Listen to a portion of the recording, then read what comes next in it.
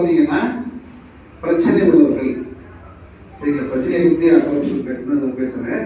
பிரச்சனை உள்ளவர்கள், தேவை உள்ளவர்கள், ஆசை உள்ளவர்கள், இல்லைன்னா சவால் உள்ளவர்கள். பிரச்சனை கூட தூக்கி எறியலாம். சவால் உள்ளவர்கள், தேவை உள்ளவர்கள், ஆசை உள்ளவர்கள், இவர்கள் பூராமே இந்த ஃபீல்டுக்கு வந்தால் சக்ஸஸ் பண்ணலாம். சவால் உள்ளவர்கள்னு சொன்னால், எனக்கு வந்து ஒரு 5 லட்ச ரூபா கடன் இருக்கு, அதை அடைக்கிறது என்னோட சவாலாக இருக்கு. உண்டா இல்லைங்களா? ஒரு 10 லட்ச ரூபா கடன் இருக்கு, ஒரு கமிட்மெண்ட்ஸ் இருக்கு எனக்கு. அதாவது நான் வந்து ஒரு என்னுடைய மகளுக்கு ஒரு கல்யாணம் பண்ணி வைக்கணும், அதுக்கு வந்து ஒரு 20 லட்ச ரூபா பணம் தேவைப்படுது, எனக்கு ஒரு 5 லட்ச ரூபா பணம் இருக்கு, ஒரு 15 லட்ச ரூபா. இதெல்லாம் சவால்கள். ஸோ இப்போ இந்த மாதிரி உள்ள ஒரு பிரச்சனைகள்னு சொன்னால் அது சவால்கள். இவங்களுக்கு வந்து பார்த்தீங்கன்னா இவங்கெல்லாம் வந்து இந்த மார்க்கெட்டிங் டீம் நம்ம கொண்டாடலாம். அடுத்தது வந்து தேவை உள்ளவர்கள். தேவை, எனக்கு கார் வேணும், எனக்கு வீடு வேணும், சரிங்களா? என்னுடைய என்னுடைய என்னுடைய பிள்ளைக்கு வந்து நல்ல காலேஜில் சேர்க்கறதுக்கு பணம் வேணும்.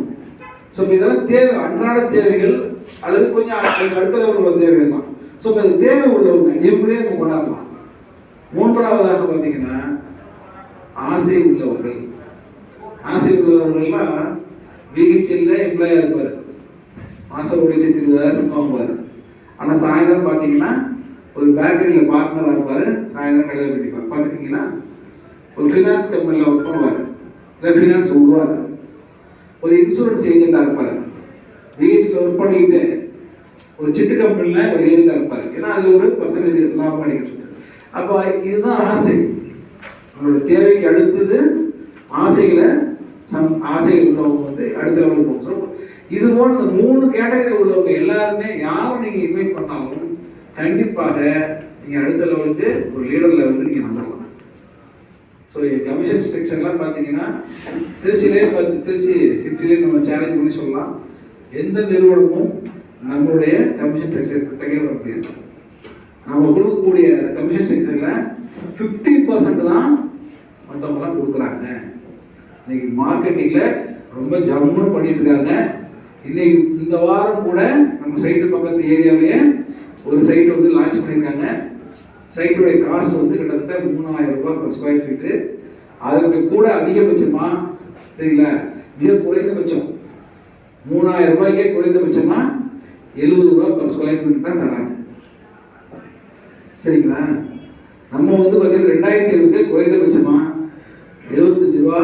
அது இப்போ வந்து என்ன பண்ணிருக்கோம்னா, இந்த ஒரு மாதம் வருகின்ற ஒரு மாதத்துக்குள்ள பண்ணக்கூடிய எல்லாத்துக்குமே என்ன 75 ரூபான்ற ஸ்கொயர் ஃபீட்டு 100 ருபீஸாக மாறுது. ஒரு கைத்தட்டல் கொடுக்குற 100 ரூபாயை நம்ம இனி வருங்காலங்களில் நம்ம இதை மாற்றுறோம். அப்போ ஒரு பிளாட் விற்றா குறைந்தபட்சம் உங்களுடைய கமிஷன் ஸ்ட்ரக்சர் எவ்வளோ தெரியுங்களா? 1.5 லட்சத்திலிருந்து 2 லட்சம் ரூபா வரைக்கும். ஒரு பிளாட் விற்றா 2.5 லட்சம் ரூபா 2 லட்சம் ரூபா வரைக்கும் ஒரு பிளாட் விற்றா நம்மளுக்கு இருக்கு. வித்தான்றது இல்லை, சரிங்களா? நீங்கள் கெஸ்ட்டை இன்வைட் பண்ணுங்க, கஸ்டமர் கெஸ்ட், அதெல்லாம் நம்ம பேசிக்குவோம்.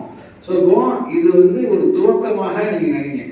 நான் அதுதான் சொல்கிறேன், இந்த மழையிலையும் இந்த புயல்லையும் இந்த இதில் வந்து வரும்பொழுது இந்த விஷயத்துலேருந்து நம்ம பின்வாங்கக்கூடாது. நம்ம ஏதாவது செய்யணுன்ற சாதிக்கணுன்ற எண்ணத்தோடு தான் நம்ம வந்திருக்கோம். ஸோ அதை வந்து முழுமைப்படுத்துங்கன்னு சொல்கிறாங்க. நீங்கள் முழுமைப்படுத்திக்கிட்டீங்கன்னா நீங்கள் சக்ஸஸ் பண்ணிக்கலாம். என்னுடைய நண்பர் செந்திலுக்கு வாழ்த்துக்கள்.